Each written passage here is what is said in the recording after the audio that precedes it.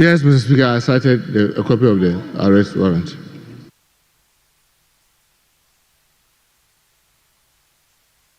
Yes, you have the floor. You can ask your second.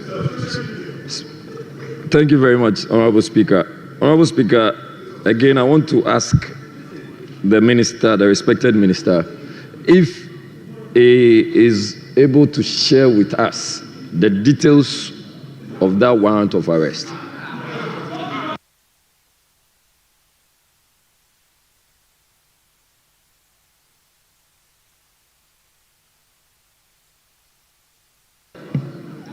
Let's understand your question. Speaker, I only sought to find out if he can give us or furnish us with details of that warrant of arrest. That's all.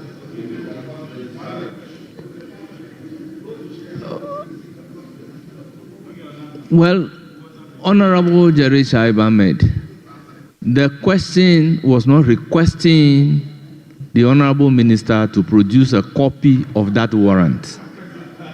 The question is for him to come and answer the circumstances based on which the arrest was attempted.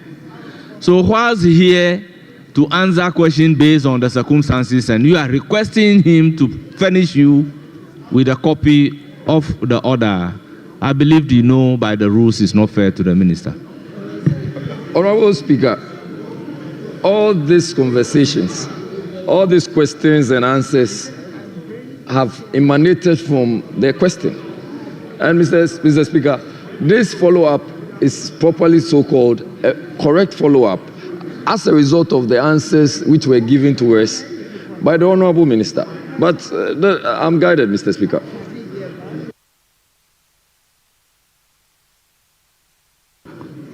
Are you done, Honorable Jerry Ahmed? Yes, Mr. Speaker, I'm guided. Thank you very much, Honorable Member.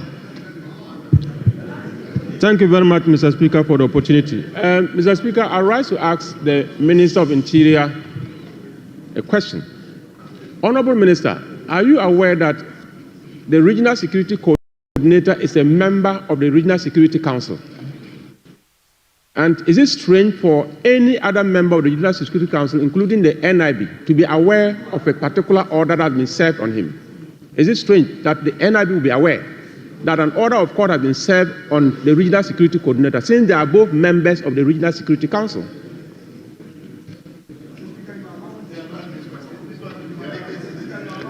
Honorable Minister, please answer the question.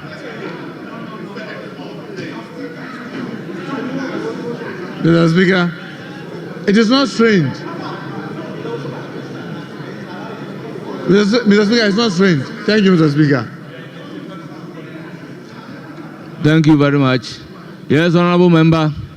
Thank you very much, Mr. Speaker. Honorable Member, we'll take this as the last supplementary and then we can make progress. Mr. Speaker, I would like to find out from the Minister whether it is in line with best practices and the laws of the country that a Supreme Court will order a stay of an exercise, then the national security will go ahead to execute the order of a lower court, whether it is in line with best practice. Thank you very much, Mr. Speaker. Honorable Member, at the time the arrest was being effected, was the Supreme Court order served? Right so, Mr. Speaker. Served on the NIB, who is to effect the arrest. Mr. Speaker, my understanding is that the Supreme Court ruled on this matter on or around on the 28th of February. And the order was actually that was the order to stay the execution of the order of arrest. Yes, Honorable Member, you and I are lawyers. If the Supreme Court has ordered the NIB not to effect the arrest, and very well, by law, if the Supreme Court, if the order of the Supreme Court has been served on the NIB not to effect arrest, and the NIB has gone to effect arrest, that itself is a contempt. So they know what to do in the circumstances of that nature. Rightly so, but yes. The question, Mr. Speaker, the question I'm asking the Honourable Minister is that whether it is in line with best practices that a Supreme Court, on hindsight, because he's now being informed that the Supreme Court had ruled on the matter. Honorable member, the minister is here to answer questions on circumstances leading to the arrest. If the Supreme Court has given an order and the arrest is made contrary to the Supreme Court order, we know what to do in the circumstances. So thank you very much. We've come to the end of that question. And honorable members, in view of the fact that the Minister for Interior is on the seat, can we defer questions number C and D and proceed to take a normal question number 3, 4, and 5, since they are all directed at same minister? Honourable members, question number 3, standing in the name of Abdul Kabiru Tia Mahama, MP for Wale Wale. You have the floor. Thank you very much, Mr. Speaker. I rise to ask the Minister for the Interior measures being taken by the ministry to enforce the... Sorry, Mr. Speaker. I'm reading from my colleagues. I rise to ask the Minister for the Interior plans to curb the increasing case of armed robbery in the Wale Wale constituency, especially in the western part of the Northeast region in general. Thank you very much, Mr. Speaker. Yes, Honourable Minister.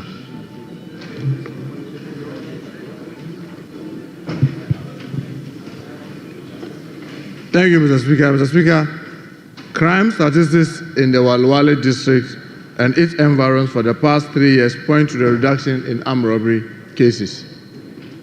Mr. Speaker, the table below explains it.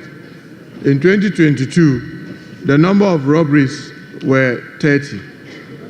In 2023, the number of robberies were 23. In 2024, the number of robberies were 18. Between January and February 2025, the number of robberies are 3. However, the worrying situation in the Wale Wale enclave in recent times has been armed attacks on passenger buses and burning of vehicles. These attacks are related to the chieftaincy conflict in Boku in the Upper East region. Mr. Speaker, as part of the ministry's effort to sustain the gain with respect to the reduction in armed robbery cases in Wale Wale and its environs, the Wale Wale Police District Command, which then had jurisdiction over both West Mamprusi and Mamprugu Mogduri districts, was found to be too large for effective supervision by one senior officer. To ameliorate the situation, the Mamprugu Mogduri Police District Command was created. In addition, 2 formed police units bases have been established in Janga and Gombiliga, respectively in the West Mamprusi municipality. This, in addition to the Wale Wale formed police unit base, brings the number to 3 formed police bases in the constituency, with each base manned by 30 personnel. Police patrols have also been intensified in the jurisdiction. Escort of market women to the various markets in the Wale Wale area has also been factored into their operations to provide security for the market women and ward off potential armed robbery attacks. Mr. Speaker, another measure to reduce, if not eliminate, robbery in the area is the intensification of public engagement and creation of neighborhood watchdog committee in selected communities in the Wale Wale enclave. This enables the police personnel to engage community members to share information with them, educate them on basic personal security tips, encourage them to volunteer information to police, etc. This ensures that the people feel being part of the security architecture in the constituency. Mr. Speaker, following the continuous attacks on passenger buses on the Nasia Wale Wale Bolgatanga Highway, the Ministry of Interior, with the recommendation for the Northeast Regional Security Council on Saturday, 15 February 2025, imposed a dusk to dawn curfew, Mr. Speaker, in Walawale and its environs. The police and the military are enforcing the curfew. Police personnel have also been drawn from Tamale to support the district command in Walawale, while vehicles and other resources have been allocated to the Walawale Police Command. Thank you, Mr. Speaker. Honourable Member, any supplementary question? Thank you very much, Mr. Speaker. And then I would like to follow up to ask the Minister for the Interior whether with the statistics given with the cases of armed robbery, particularly for this year, whether there have been any arrests of any suspect in connection with those armed robberies. Thank you very much. Thank you. Yes, Honourable Minister. Thank you, Mr. Speaker. Mr. Speaker, I don't have any information as to whether some arrests have been made. As he knows, the predominant mode of transport around that place is using motorbikes. But I assure him that I'll continue pursuing the police, because we've sent some drones to help in the area watch of the enclave. So we want to believe that all those will improve. And once those things improve, it will reduce the armed robbery. But whether there's specific arrest to any of these robberies that has happened since January, I don't have any information. I'll try and get that information from the police and get my colleague to have them. Thank you, Mr. Speaker. Thank you very much, Mr. Speaker. I would like to thank the Minister for answering to the questions. Thank you very much. Since this is a constituency specific, question number 4. In the name of Kingsley Ajiman, Abokwa South. Thank you very much. I seek to ask the Minister for Interior, measures being taken by the Ministry to enforce insurance of public and commercial buildings in compliance with Section 218 of the Insurance Act 2021, Act 1061. Yes, Honourable Minister. Thank you very much, Mr. Speaker.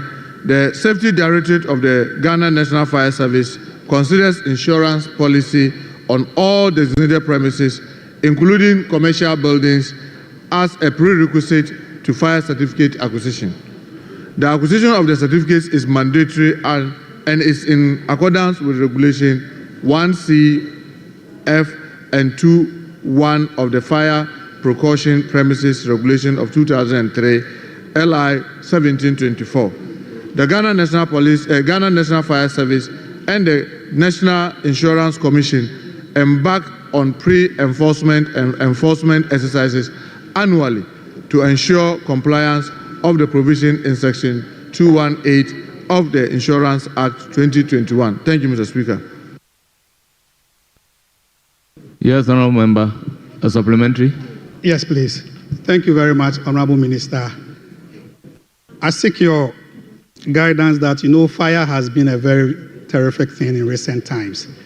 And therefore, crave your indulgence that if we could intensify the pre-enforcement and enforcement measures to make sure that most of the people who occupy commercial buildings really comply with this provision of the Act. Thank you. Honourable Minister, it seems you didn't get a question. Honourable Member, can you repeat your question? I'm asking the Honourable Minister to intensify the level of pre-enforcement and enforcement measures, since fire has been very rampant lately. Thank you. This is a comment, really not a question. Any further question? Thank you very much. Question number 42. Standing in the name of Honourable Vincent Eko Asafua, Member of Parliament for Old Tafo.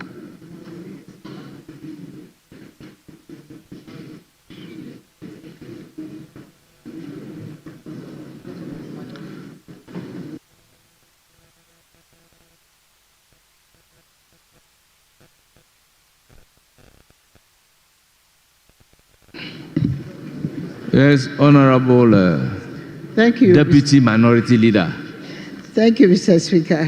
May I please ask your leave to stand in and ask the question for Honourable Deputy Minority Leader. Yes. My leave is subject to authority being given you by Honourable Eko Asafua. Yes, Mr. Speaker. in line with Standing Order 89.3. So, Mr. Speaker, under the authority of Honorable Vincent Ko Asefua, may I please ask your leave?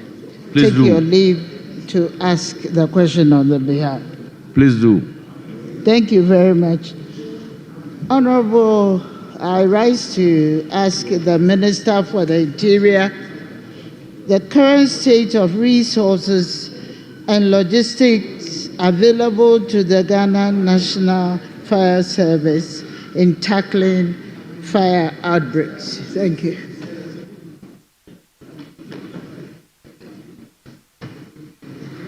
Thank you, Mr. Speaker. Mr. Speaker, the Ghana National Fire Service has a total number of 247 fire appliances across the country. Out of this number, 199 are in commission and 48 are out of commission and are being worked on at the various mechanical workshops of the service in the regions to ensure their continuous use. Mr. Speaker, appliances include all fire-fighting trucks, recovery trucks, turntable ladder, hydraulic platforms, and water tankers. Mr. Speaker, the Ghana National Fire Service has a total workforce of 17,514 personnel. These personnel have been deployed throughout the country to perform various operational duties. However, the service lacks adequate and required modern firefighting logistics to confront fire outbreaks, as you can attest to recent fire outbreaks at several markets throughout the country. Mr. Speaker, to address the situation, the Ministry of Interior has earmarked the Ghana National Fire Service as one of the state institutions to be retooled. Effort will be put in place to replace all the old fire tenders with state-of-the-art multipurpose fire tender. Thank you, Mr. Speaker. Thank you very much. Any follow-up?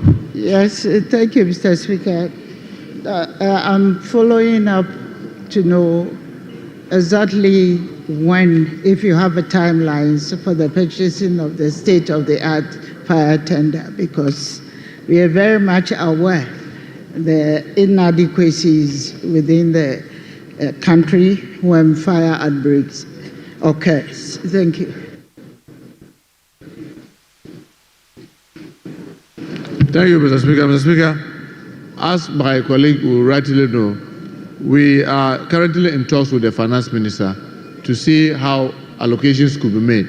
So it will be very difficult to give a timeline as to when we can say specifically by this date we will have the first new fire tender coming in.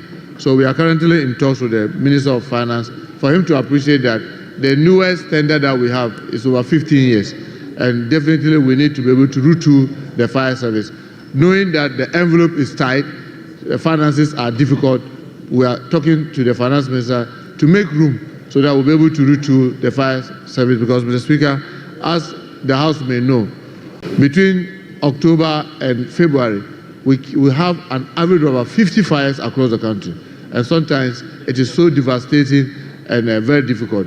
But obviously their tools are obsolete and we need to be able to retool them. And I'm sure the finance minister is very much aware of this and is taking steps to assist the ministry to get these fire tenders. But unfortunately, Mr. Speaker, I will not be able to tell when exactly we'll be able to do this. It is our hope that we'll get them like yesterday, meaning that they are very urgent. But because the finances is rests with Minister of Finance, I will not be able to give a specific timeline. Thank you, Mr. Speaker. Thank you. Honorable Speaker, just another follow-up, just to get a confirmation. Since you have established the agency of the purchase of the fire tenders, do I get an assurance from you that by the end of this year, these tenders will be purchased? Thank you.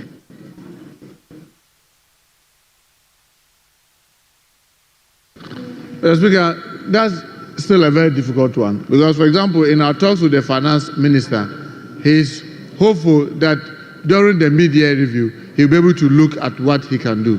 Because as we speak currently, the budget ceiling that has been given to the Ministry of Interior does not include the possibility of buying fire tenders within the first, second quarter, because the first quarter is almost gone.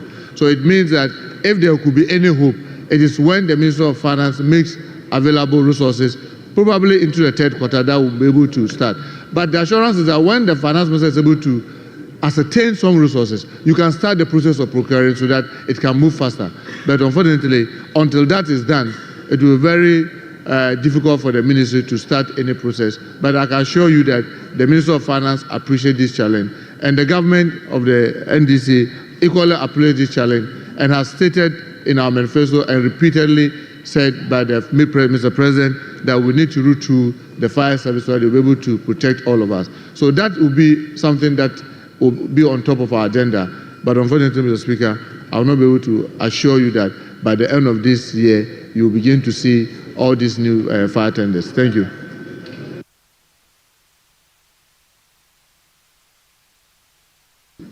Yes, Honorable Majority Leader. Honorable Minister, you indicate in your answer that 48 of the fire tenders are out of commission and are being worked on at the various mechanical workshops. That was close to 20% of your entire stock of tenders. Do you have a deadline for ensuring that they are fixed, repaired, and available for use? Yes, Honorable Minister. Thank you, Mr. Speaker. Mr. Speaker, the major challenge that we have is that these 48 are as of February, but you'll be fixing some, getting them out of commission into commission. Whilst those in commission, some are also getting, because of the obsolete nature. Mr. Speaker, some of these tenders, the last time the fire service saw a major retooling was in 2014. And since then, for over a decade, they've not seen major retooling, meaning that most of the vehicles are very old and the tenders are very weak. So what it means is that as you fix some today, some are breaking down today. So it will be very difficult. If it is just this specific 48, then I will have been able to tell the majority leader that, oh, by the end of next month, many of them could be put into use. But the challenge we have is that whilst we are fixing this one, others are also getting bigger because of the nature of the average age of the equipment. So it's very difficult at any time to say that you can deploy up to 90% of the equipment that are within the fire service because of their obsolete nature. So, Mr. Honorable Majority Leader, it's very difficult to be able to tell how many we can ensure to be on the run at a time because of the age of the equipment. Thank you, Mr. Speaker. Thank you very much. Yes, Honorable Majority Leader. So, Mr. Minister, are you saying that in the past 8 years, not a single fire tender was purchased by the government of the NPP to increase the stock of fire tenders in this country? In the past 8 years, not one single fire tender was purchased. Is that what you are saying?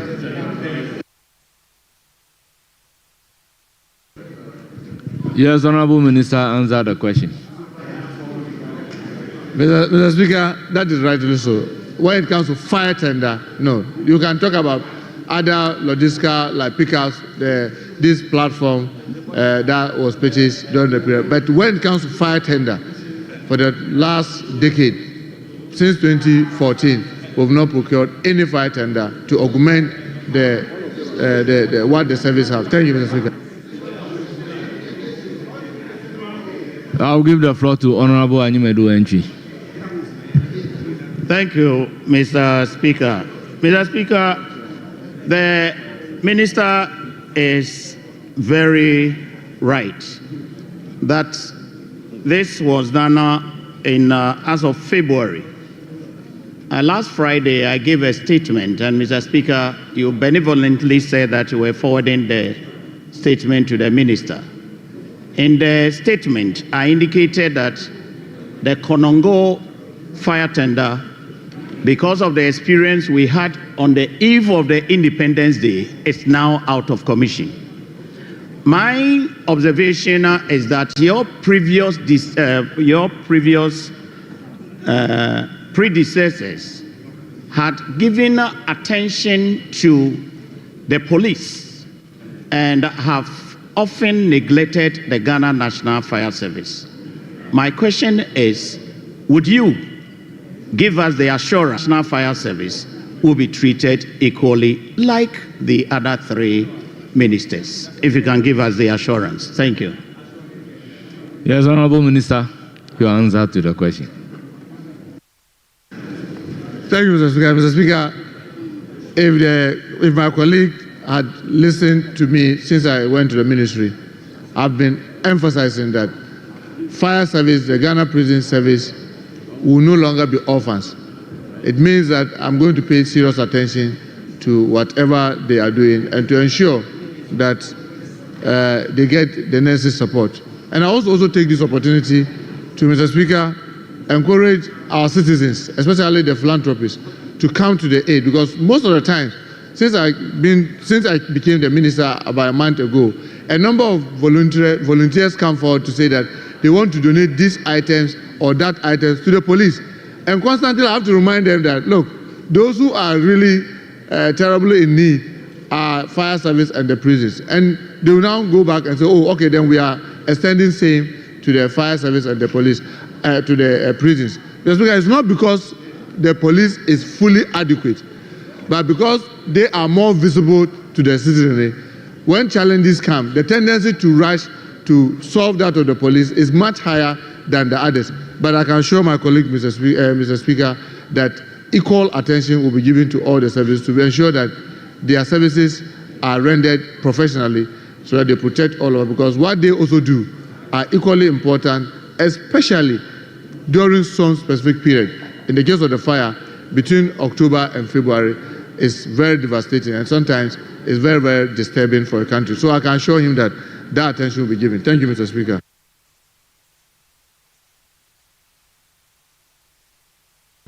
Yes, Honorable Majority.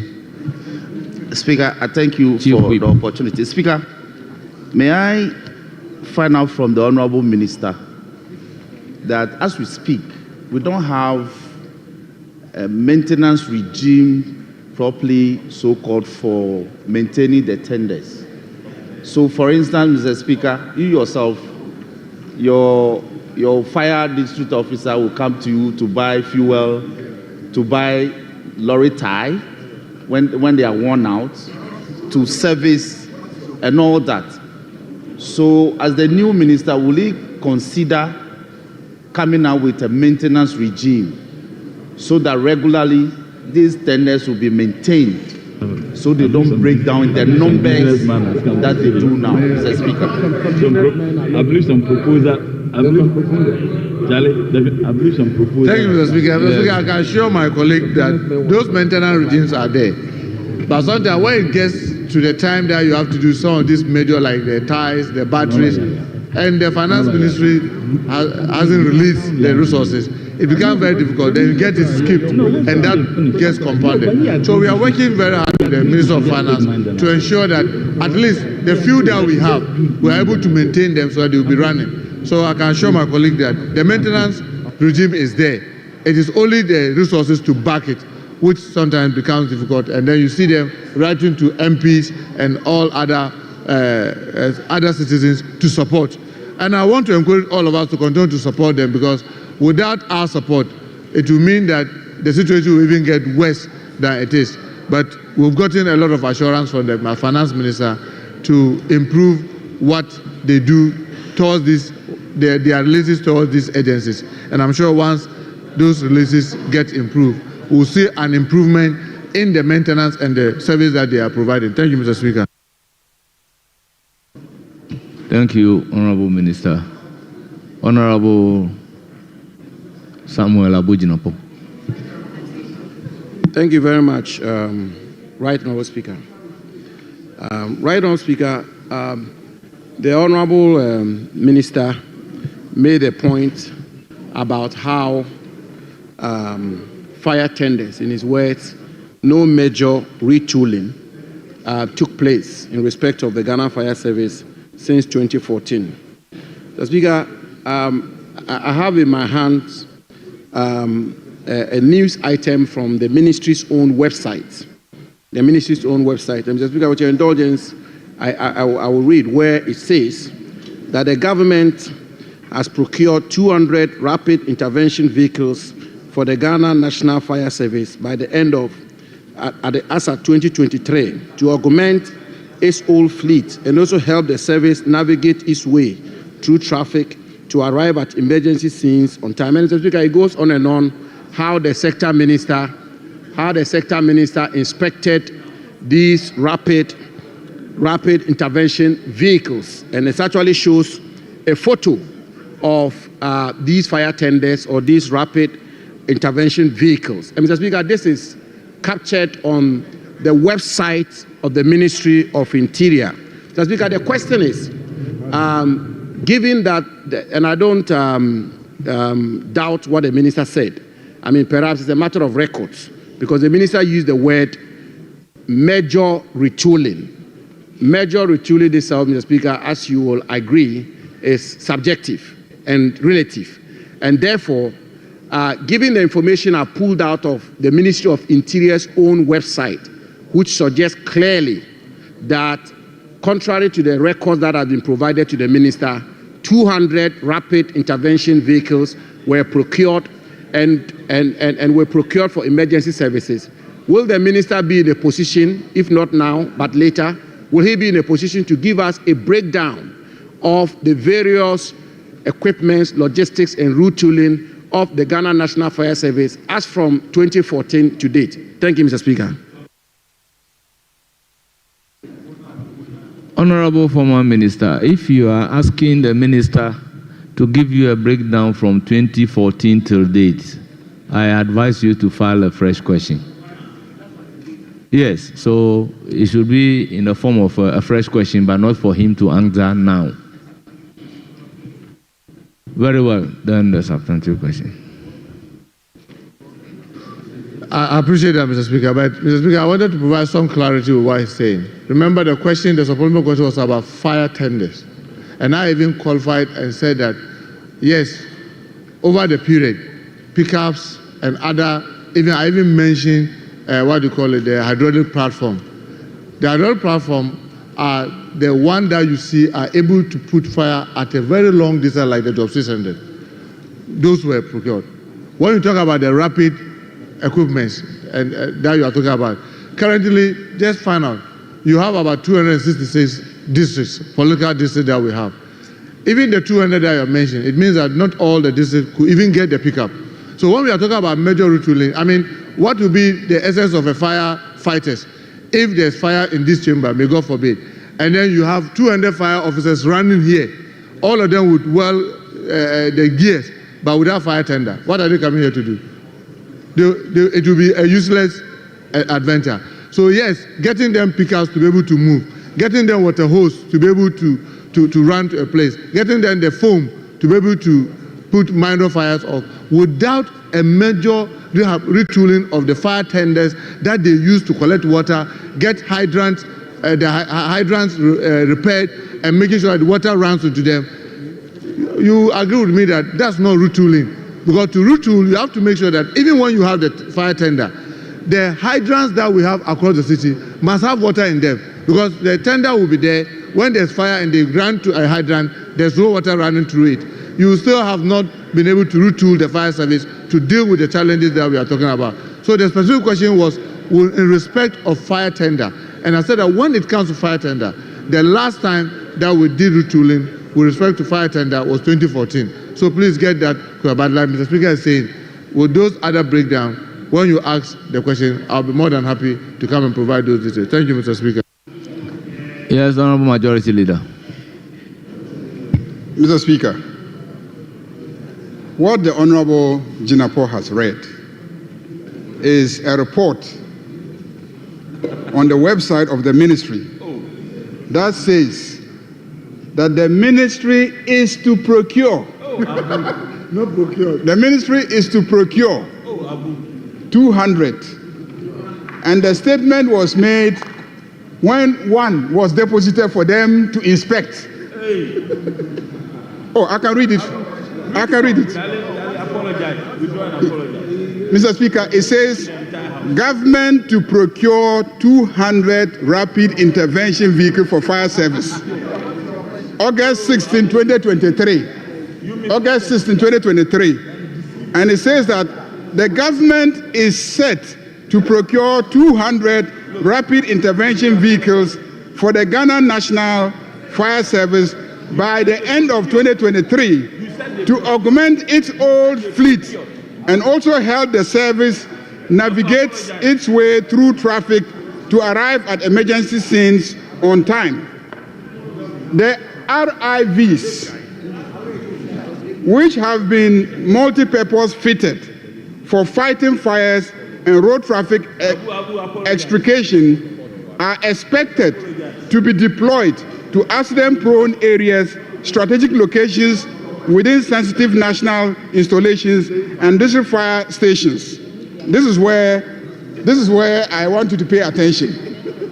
Inspecting one of the RIVs, which have been delivered, one, to Ghana National Fire Service on a pilot basis. One was delivered on a pilot basis.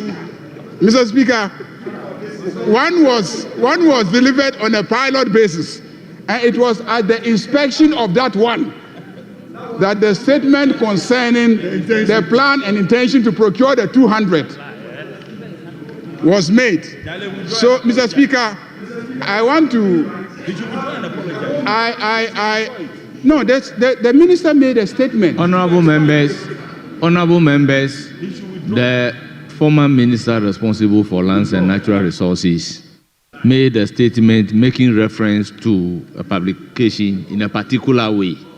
And the honorable majority leader is recognized, and he is making a statement to the effect that what the honorable former minister said is not correct, and he's stating the correct position. So, honorable members, honorable majority leader, you may conclude. So, on the basis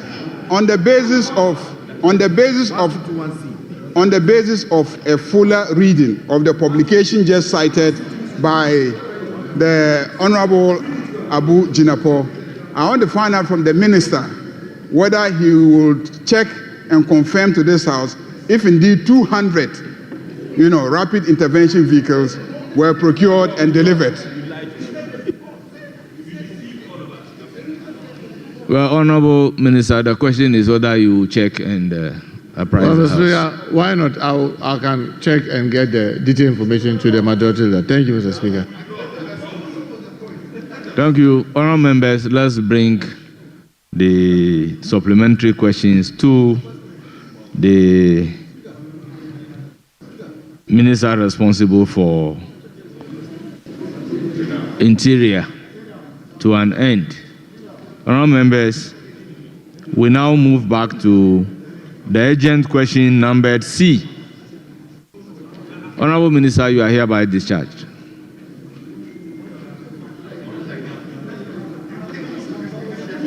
Honorable Finance Minister, you may please take the chair.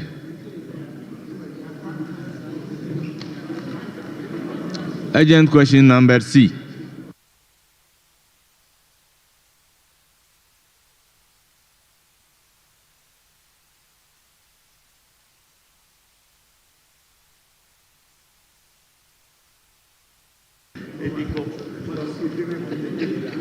Speaker,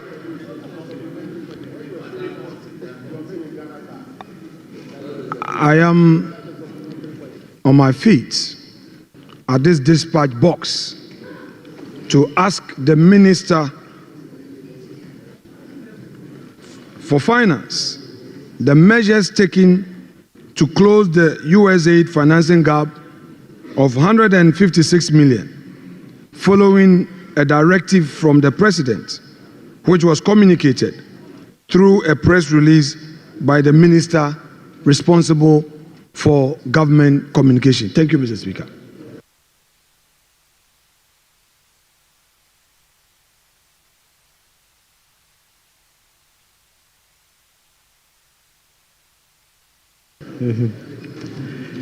Mr. Speaker, thank you.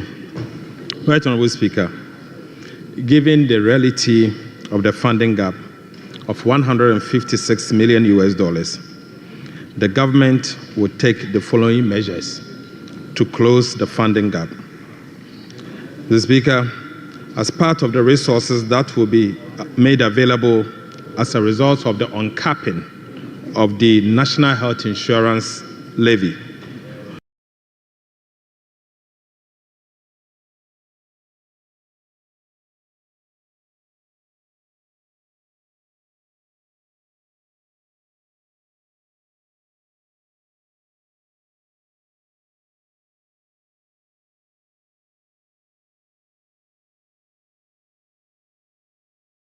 part of it will be used to close the gap created following the suspension of the USAID funding.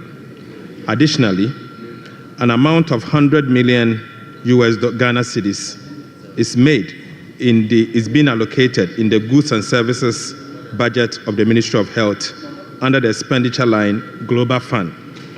This will be used to procure vaccines that hitherto were being funded by the USAID. Thank you, Mr. Speaker. Any supplementary? Rightly so, Mr. Speaker.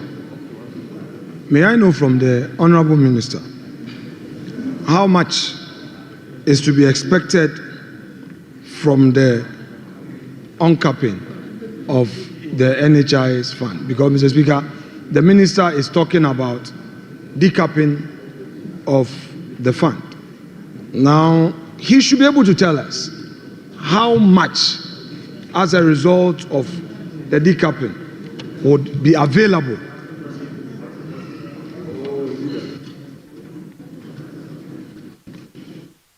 Yes, Honourable Majority Leader. Mr. Speaker, this requires some coordination with the revenue authorities to get the figures. So he should ask the substantive question on the matter. But the minister has it, so. Mr. Speaker, this must stop. The majority leader has been using this to intimidate the backbench. He is a leader of this house. He shouldn't be doing this. And when it gets to the minority leader, he now takes the stage to be intimidating and directing. We don't know him as a bully. We don't know him as a bully. That's not his training. He should allow the minister to answer the question. Well, honorable members, I believe the minister is capable of answering the question. So, honorable minister, just provide.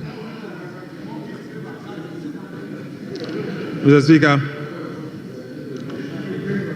the National Health Insurance Authority will be receiving in total an amount of 9.9 billion. The National Health Insurance Authority will be receiving in total an amount of 9.9 billion Ghana cedis for the year 2025. Mr. Speaker, this is because of the uncapping. The uncapping of the National Health Insurance levy has made available additional resources worth 4.2 billion Ghana cedis to the National Health Insurance Authority. Mr. Speaker, this is indeed enough for the National Health Insurance Authority to be able to include in their priorities the funding gap as created by the USAID resources. Thank you. Honourable members, I'm not supposed to take part, but we can all refer to page 137 and 138 of the budget. Honourable, a further supplementary. This government promised 1.5 billion for the agro sector and made provision for 924 million in the estimate. So don't let us go there. Mr. Speaker, don't let us go there. Don't lead yourself into temptation. The same thing with their big push. They should give proper assurances. They say one thing and do another. It's only talk government. They say women banking only gave 51 million. Honourable Minority Leader, your supplementary question. Yes, Mr. Please. Speaker. They don't keep their promises. Mr. Speaker, I want to know from the Minister of Finance, Honorable Majority whether Leader. this- Honorable Minority, I recognize Honorable Majority Leader. Mr. Speaker, the minority leader should learn to behave properly in this chamber. He should learn to behave properly in this chamber. Please, let's treat each other with respect. Please, you cannot stand here and just point accusing finger and say they don't keep their promises. This is a government that so far has kept every promise that it has made to Ghanaians. Every promise that we have made to Ghanaians, we have kept. Every promise we have kept. We said we will appoint not more than 60 ministers. We have done so. We said we will do that. We said we are going to abolish taxes. We have abolished the taxes.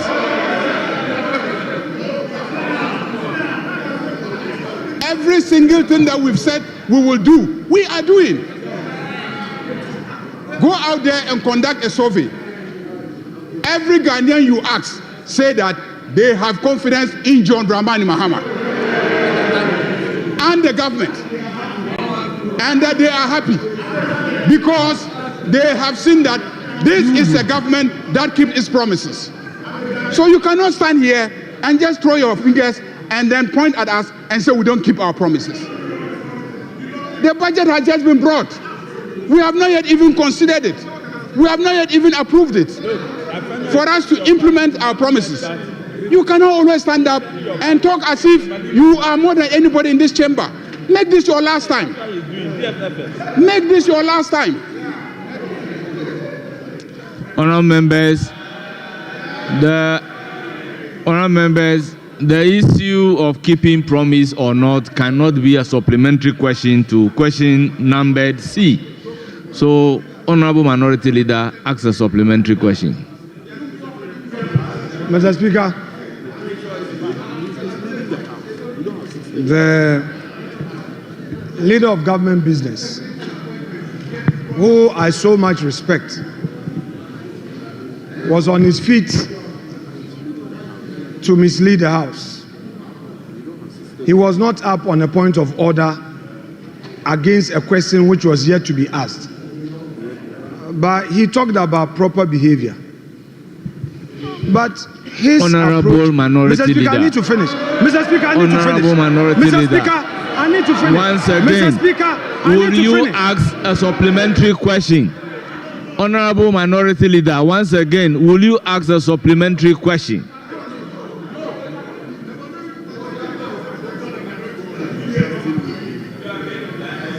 Mr. Speaker, I am asking my supplementary question. However, I need your leave to respond to certain matters that have gone into the record of this House, which matters were raised by the majority leader. And it is my right, far right, to respond to these because he introduced them. Mr. Speaker, if the majority leader talks about improper behavior, I dare say that his is worse. Because he's saying that his government has kept all promises.